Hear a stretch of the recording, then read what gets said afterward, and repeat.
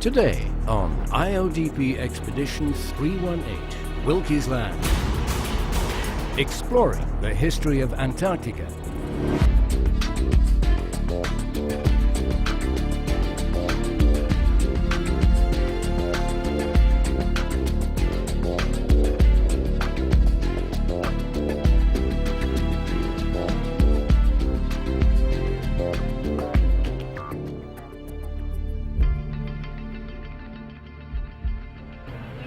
Arrived to our spot.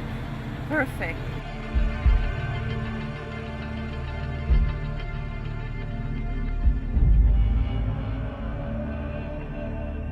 Let's enjoy it and let's drill.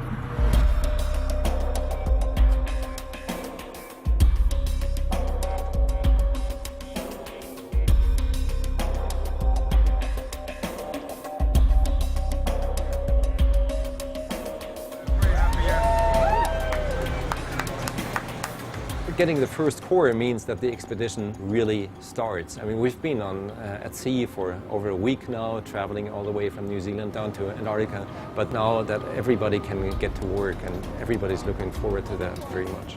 Thumbs up, it's a start. Pretty exciting. First core, everybody's here. Ice, ice, baby. The jump. I'm Jörg Pross, and I'm actually sailing on this expedition as a micropaleontologist. So my job is to date the sediments that we are going to retrieve during this cruise. Nothing for us. Nope. As soon as a core comes on deck, we get a sample from the lowermost part of the core. We process the sample in the lab, and then we analyze the microfossils. In my case, this would be dinoflagellates, in order to give age assignments for the rest of the expedition. Dinoflagellates are a group of microfossils that were produced by marine algae. They have this very high evolution rate, so they change very quickly. Therefore, it's possible to use them for dating purposes of the sediments that we are going to retrieve. After processing these samples, this is where we actually look at the dinoflagellates that we got from the original sediment. These dinoflagellates have been around for about 200 million years, and we're going to study those of the last, let's say, 40, 50, hopefully 60 million years. First of all, we want to use them in order to get age assignments for the cores, and then we also want to deduce some paleo-environmental information. How warm was it back then? How warm was the water? How fertile, how productive was the water? And this is very useful information in order to unravel the climate history in this area.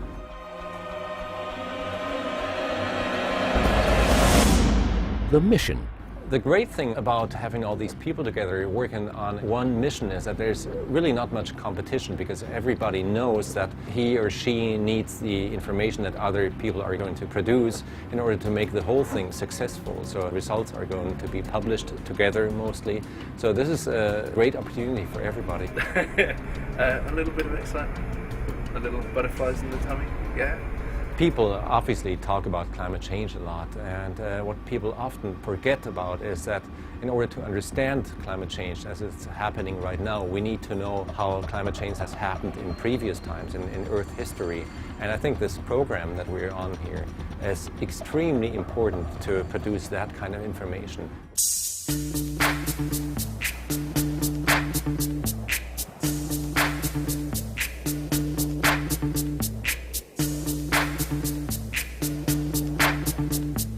Today on Penguin TV, Ice, ice, baby. Ocean Drilling for Kids. Ice, ice, baby.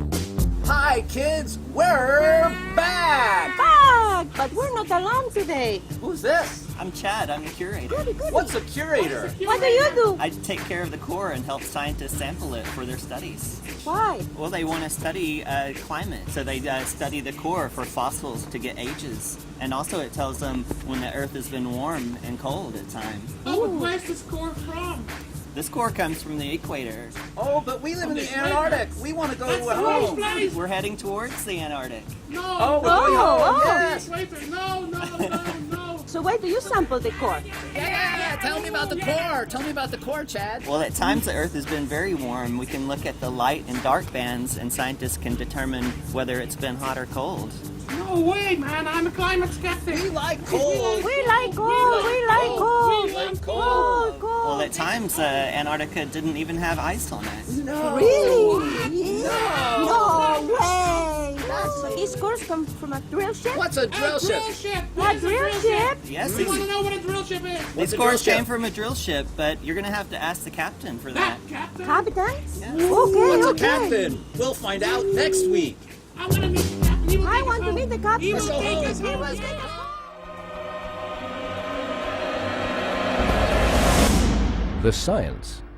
You could actually call this here a science factory because there's people working non-stop 24/7 on getting information from these cores. The fun part is actually if the results that we get based on our dinoflagellates blend together with the results that other people with other kinds of expertises get. The way we proceed is actually that we first look at single samples, and every single sample represents a time slice in Earth history, that we can date fairly well. And it really becomes interesting if we add all the information from all the samples that we look at together. So we would ultimately get some sort of movie through time, how the Earth cooled from the greenhouse into this icehouse world, and we could actually analyze the processes behind this. The team.